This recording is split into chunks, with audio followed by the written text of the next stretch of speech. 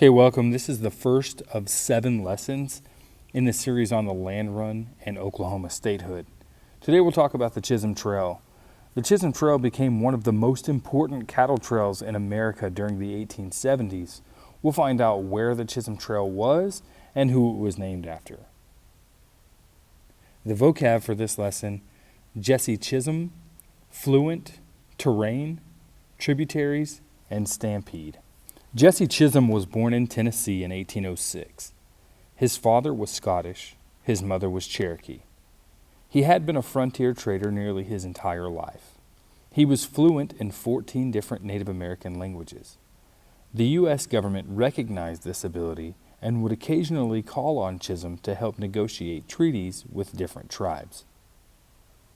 Chisholm operated several trading posts on the frontier in the 1850s.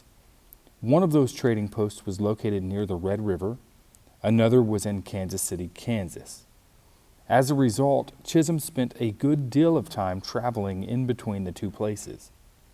The trail between those two locations became known as the Chisholm Trail.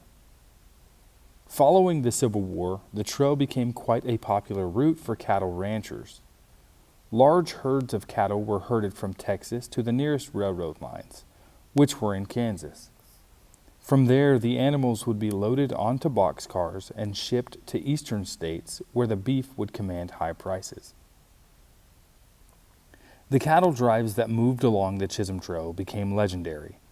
Thousands of cattle with each drive would make their way across the Red River and into Indian Territory. Each drive was very similar. Drives usually occurred in the spring or fall, with approximately 9 or 10 cowboys attempting to maintain control of the herd. The cowboys worked for about $1 a day and lived in fairly rough conditions. There were few baths, if any, and little shelter from the heat or cold. They lived in the dust, dirt, and manure kicked up by the animals they were moving. There were other difficulties as well, including the terrain. The Red River and Arkansas River both had to be crossed, not to mention countless other smaller streams and tributaries. The cattle themselves were also quite dangerous, as stampedes were a constant danger. Cattle rustlers and Native Americans also created difficulties for the cowboys as they herded cattle along the trail. Many Native American tribes living in Indian Territory demanded 10 cents a head for the animals moving across their land. The trail ran all the way from the Red River into northern Kansas. Its route through Indian Territory is roughly the same as the U.S. Highway 81. The trail helped establish the Oklahoma towns of Duncan, Chickasha, El Reno, Kingfisher, and Enid, among many others. The end of the line for most cattle drives were Abilene, Kansas. In some cases, the trail would extend all the way to Kansas City. No one is quite sure how many cattle herded along the Chisholm Trail.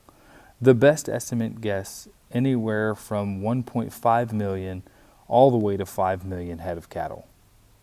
As the 1800s progressed, the railroad companies built railroads directly into Texas, making this long journey unnecessary.